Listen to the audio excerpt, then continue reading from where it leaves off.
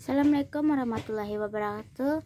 Perkenalkan, nama saya Dini Febriani dari 10 Akuntansi 1. Baiklah, kali ini saya akan membuat video membaca sedikit rangkuman mengenai 3 bidang pengembangan budaya politik di mata pelajaran PPKN. Sikap politik yang rasional dan otonomi dalam masyarakat.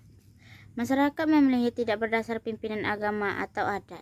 Masyarakat memilih berdasarkan pilihan sendiri berdasarkan penilaian untuk masa depan yang lebih baik. Adanya defisiensi struktur, sudah ada pembagian tugas yang jelas, tidak ada lagi seseorang mengerjakan semua hal. Adanya perluan peran serta politik dalam masyarakat. Masyarakat makin dasar dan meletak politik dalam kedasaran bahwa pilihan menentukan masa depan bangsa. 3 ciri budaya politik yang ideal. Budaya politik yang ideal adalah budaya politik demokrasi dengan ciri-ciri, yaitu menempatkan rakyat sebagai pegangan kedaulatan tertinggi. Rakyat menjadi prioritas, yaitu menjadi subjek tertinggi sebuah negara, bukan objek. Rakyat memiliki peran yang lebih aktif dalam menentukan nasib bangsa.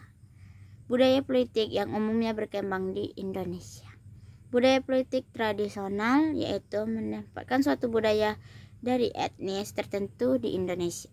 Budaya politik Indonesia ditandai oleh hubungan yang bersifat patrilian, seperti hubungan antar tuan dan pelayanan, yaitu hubungan antar yang lebih tinggi dan yang lebih rendah.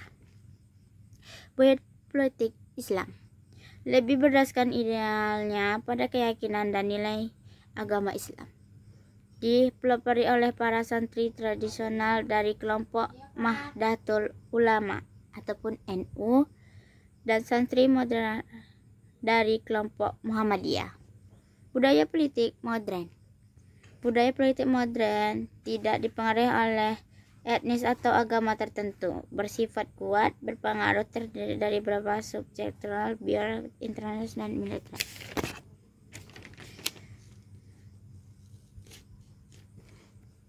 Hubungan struktur dan fungsional pemerintahan pusat dan daerah.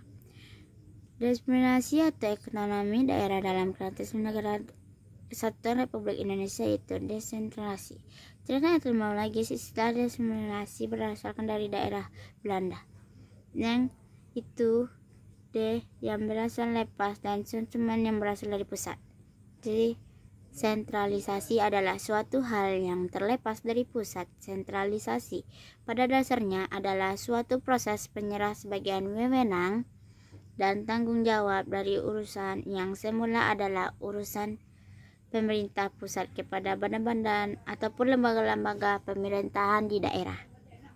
Tujuannya adalah agar urusan-urusan dapat berlari kepada daerah yang menjadi wewenang serta bertanggung jawab di permintaan daerah.